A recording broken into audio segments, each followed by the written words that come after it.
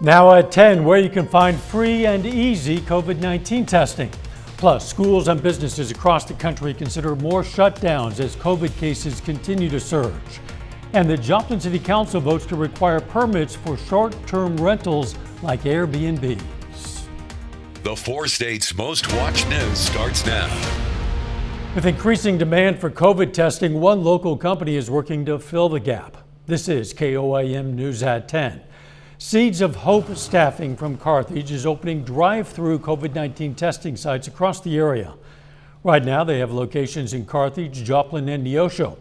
Through a partnership with a lab in Ohio, they're offering the tests at no cost. Officials say they're hopeful these sites will help increase accessibility to COVID-19 testing in the area.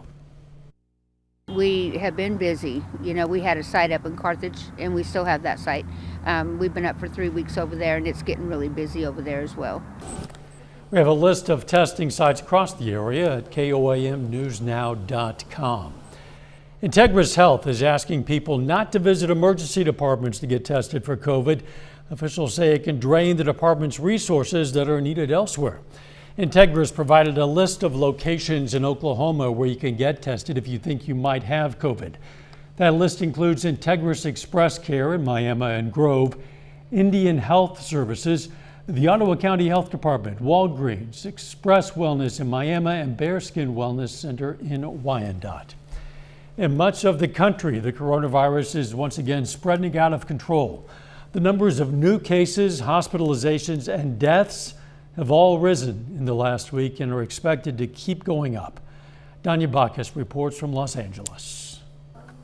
The Omicron variant continues to drive a spike in COVID-19 cases across the U.S. We're not in a good place. I'm going to be really honest with you. This is the winter surge we predicted. New York is one of several states dealing with a surge of new infections. These numbers are rather shocking that when you think about where we are, but as we have to remind everyone, this is not the first strain of COVID-19. It is not the Delta variant. The outbreak has turned traveling into a nightmare. Canceled flights piled up throughout the country with many workers either sick or in quarantine, and that was before a winter storm arrived. My flight got canceled 3 times already, and it was due to a lack of crewmates. Despite the surge, most of the nation's schools reopened for the New Year's first day of classes. So it's still a little scary, but at least he gets to not be stuck in the house all day. So that's another thing. On Monday, the FDA endorsed booster shots for children between 12 and 15 years old.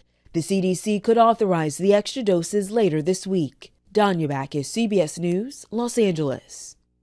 Today, the FDA also announced that people eligible for a booster can now get the extra shot 5 months after their initial doses. The wait time had previously been 6 months. Checking in with Nick Kelly now for our first look at the weather. Good evening, Dow. And thankfully, we had bright blue skies from start to finish today, and that certainly had an impact on temperatures. Except for the range lines, we're still looking quiet. That's the overall theme for the night ahead. But it's nice to see these numbers rebound, too. After a cold start in the mid-teens, we bounced back to 46. Right about where we should be for this time of the year. Again, clear skies that we've seen all day long will stay in place for tonight. But with these high pressures sliding off to the east and ahead of our next advancing cold front, we're going to see that south wind kick in the gear tonight and especially during the day tomorrow. For now, though, it's certainly cold again. Most of us in the lower to middle 30s with that south breeze making it feel like the 20 in some spots. But even with cloud covered, wanting to roll on in once we get past the morning drive with overnight lows around 30, all this cloud cover on the way in will not stop us from warming up. With that south wind in action tomorrow, Dow will have highs around 48 degrees. I'm tracking another cold snap and some snow chances on the way. We'll focus on that and weather coming up. See you then. Joplin City Council today approved an ordinance to require a permit to offer short-term rentals like an Airbnb. The ordinance requires anyone looking to operate a short-term rental to get a short-term business license through the city.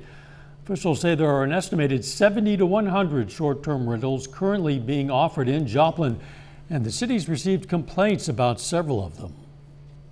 And some of the initial cases we had this year that did make it to council that were a little contentious.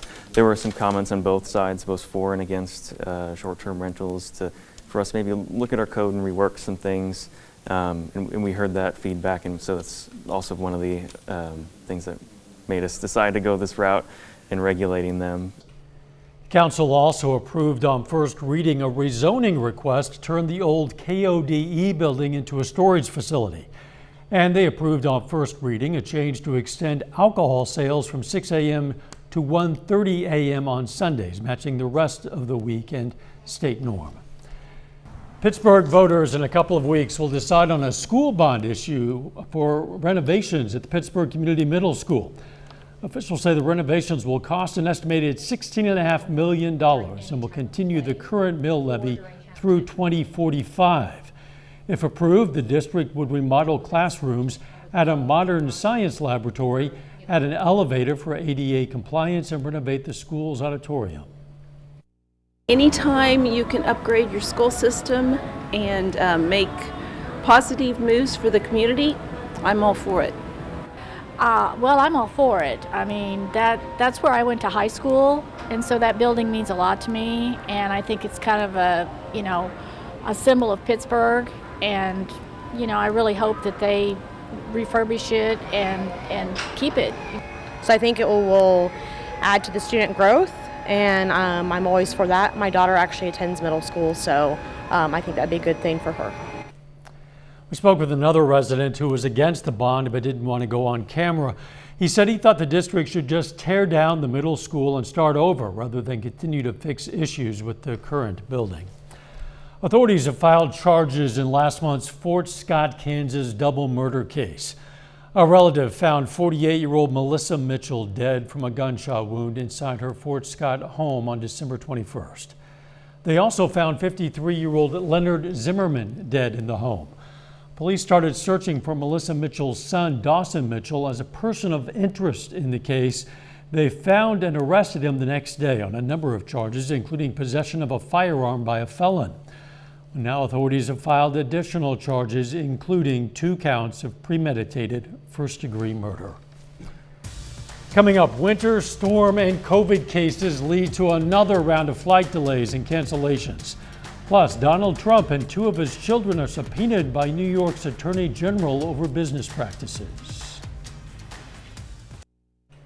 The Office of New York's Attorney General confirmed for the first time today that it had subpoenaed former President Donald Trump and his 2 eldest children, Ivanka and Donald Trump Jr., demanding their testimony in an investigation into the family's business practices. Lawyers for the AG say they're seeking the Trump's testimony and documents as part of a years-long civil probe. Thousands of air passengers are still trying to get home after the holidays and major COVID and weather delays. A winter storm in the Washington, D.C. area forced more flight cancellations today. This comes after storms in the Midwest led to cancellations over the weekend. Reporter Errol Barnett is at Reagan National Airport outside Washington. The perfect storm of extreme weather and a resurgent COVID combined to strand passengers across the country after the holidays. On Sunday, more than 2,700 flights were cancelled, along with more than 9,000 delays. It was a similar picture on Saturday.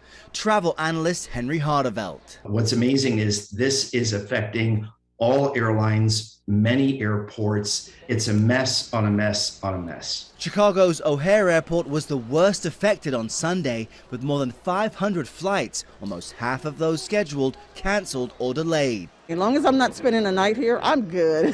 The travel chaos comes as the industry struggles with staffing shortages brought on by increasing COVID infections. Hundreds of bags lined up at Denver International Airport due to a lack of ground crews, with an offer from Southwest to pay passengers a travel credit if they picked up their bags and returned hours later. In fairness to the airlines, they've had a spate of bad weather, which creates its own set of problems. They've had COVID, which is randomly affecting all of their workers, including pilots, flight attendants, and others. Ashley Hernandez has been trying to get home to Phoenix from Los Angeles for the past 3 days. My flight got canceled 3 times already, and it was due to a lack of crewmates. And now she's crossing her fingers that the 4th time is the charm. There's already been a text saying that they're 45 minutes delayed.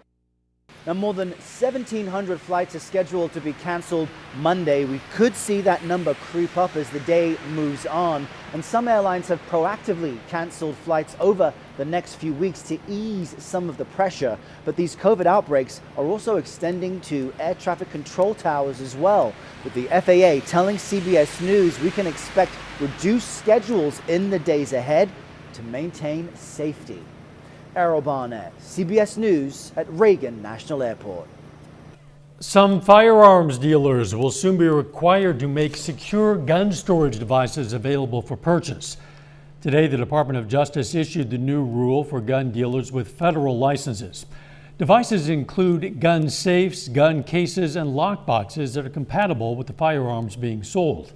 The new regulation goes into effect on February 3rd. A little bit later, an area museum exhibit looks at the history of workers who wore aprons while on the job. But first, we'll plan on a breezy but cool Tuesday before more changes head our way for the middle of the week. Forecast next.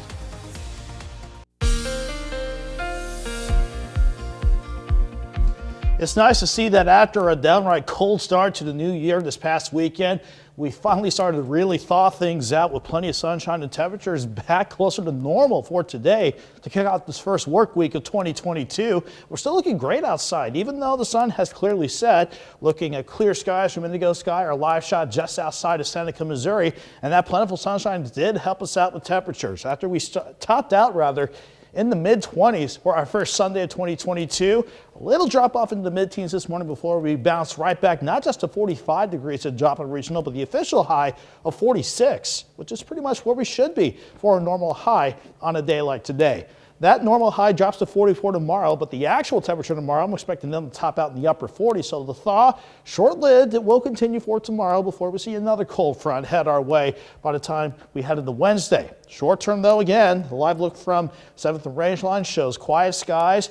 Cold? Certainly. 33 and jump with a south wind at 10. No gusts out there yet, but that south breeze is making it feel like 25 degrees around the Joplin area. The same goes for the entire region for that matter. Lower 30s in Missouri and more lower to middle 30s across our corners of Kansas and Oklahoma. But no matter what the thermometer says, you factor in the breeze, it does feel like the 20s in some spots for sure.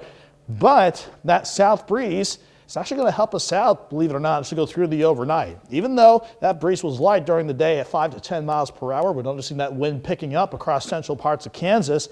That's in response to the changing weather setup. We have quiet skies here. We've seen it all day long. That's what we'll still see as we head into tonight before cloud cover out west rolls on in.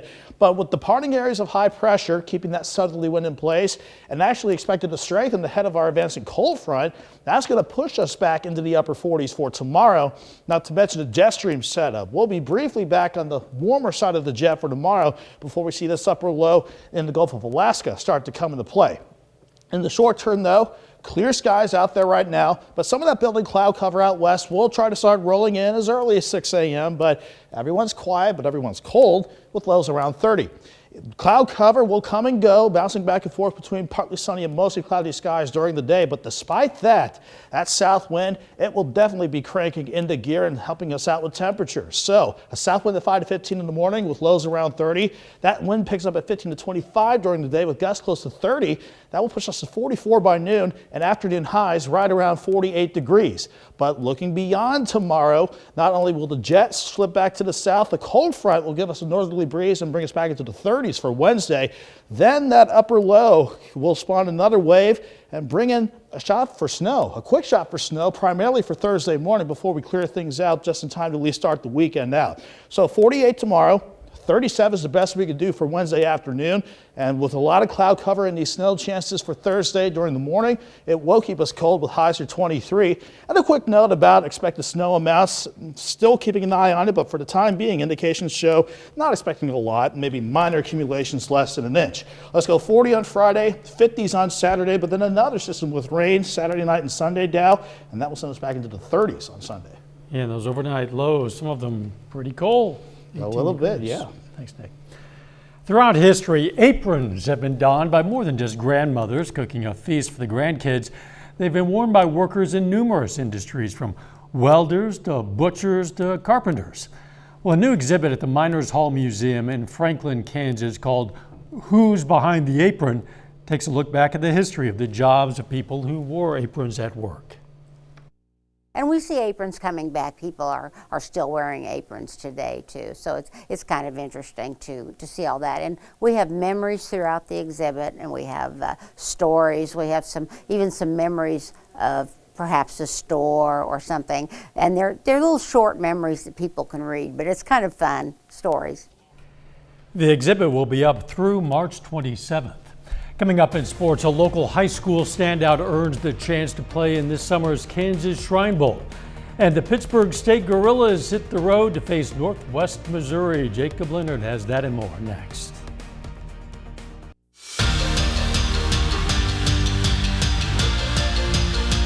The Pittsburgh State men opened 2022 with an 8-point win over Missouri Western on Saturday.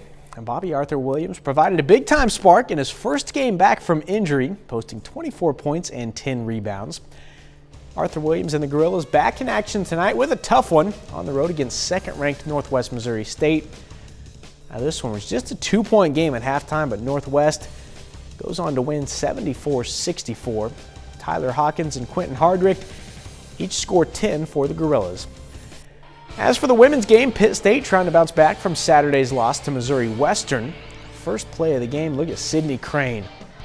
Drives and scores and the foul. Good start for the Gorillas. Then Tristan Gegg heats up. She actually hits 3 threes in a row. Gegg scores 19 in the first half alone. Gorillas go up 4. But the Bearcats fight back. Clock winding down in the first. Kaylee Keston, corner 3. Northwest up 1 at half. And they would hold on. Bearcats top PSU tonight, 66-62. The Missouri Southern Lions are also in action tonight on the road against Missouri Western. The men's game was postponed due to COVID issues in the Southern program. For the women, though, the show goes on tonight. Lions aiming for their first win in 2022. First quarter, Lacey Stokes to Haley Grant. Grant drills the 3. Later in the frame, Cameron Call going to work down low. Hits a little fadeaway. Western, though, up 5 after 1. To the second. The Lions keep making shots from deep. Call from the left wing. Then Brooke Stauffer out to Lacey Stokes.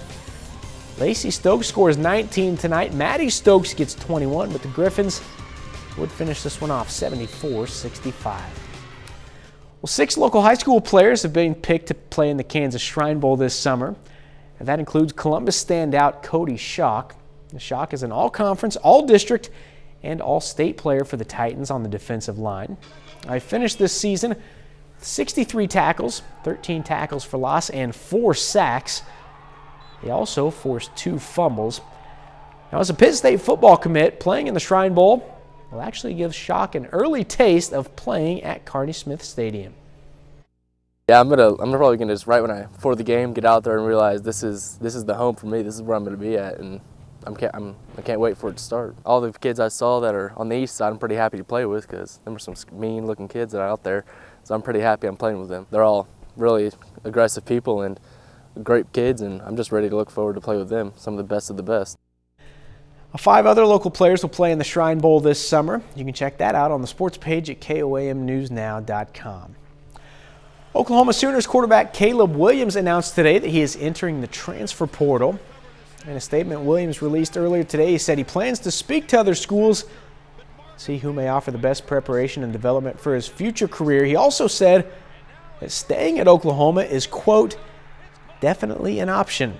The freshman QB threw for 1,912 yards, 21 touchdowns this season. He also rushed for 442 yards and 6 more scores on the ground. The Kansas City Chiefs snapped an 8-game winning streak on Sunday, falling to the Cincinnati Bengals 34-31. The Chiefs are now 11-5 overall this season with just 1 week to go. Now here's a look at the AFC playoff picture. The Chiefs currently the number 2 seed in the AFC after Sunday's loss. Now, they have the same record as Tennessee, but the Titans own the tiebreaker because they beat Kansas City head-to-head in the regular season. So, to get home field through the playoffs, the Chiefs need to beat the Broncos, have the Titans lose to the Texans next week. Now, every team listed here is still in play for the number 1 seed, but if the Titans win next week, it's over. They will be #1 seed and have a first-round bye and home field advantage through the AFC playoffs. And that's a look at sports. We're back with more news after this. Take time now to honor a local veteran. Keith Miller served in the U.S. Navy during World War II. The Seneca, Missouri native was stationed at Pearl Harbor, Argentina, and Newfoundland. And we salute Chief Petty Officer Keith Miller, a four-state hero. You can learn about lots of other heroes from all across this area, and we're always looking for more. Looking for any currently serving service member or veteran from any past era. It's very simple to submit a nominee. You just go to our website, click on the link. It's koamnewsnow.com. A dinosaur left these footprints on a Welsh beach, and they're still there 200 million years later.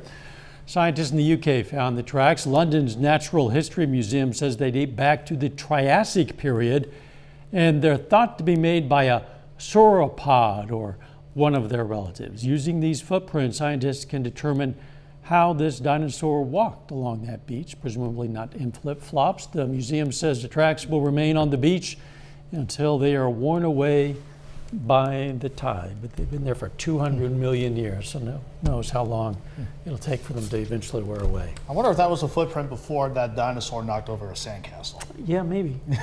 No fossil evidence of the sandcastle, however.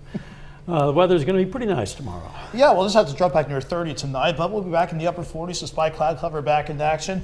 On a cold front Wednesday, drops us back into the 30s and sets the stage for maybe some quick snow showers Thursday morning. Final sports notes. We don't have to wait till Sunday to watch the Kansas City Chiefs play this week. They will finish up the regular season against the Broncos on Saturday afternoon. Thanks for joining us. Don't forget our morning show, 5 a.m., and let's make it a great tomorrow.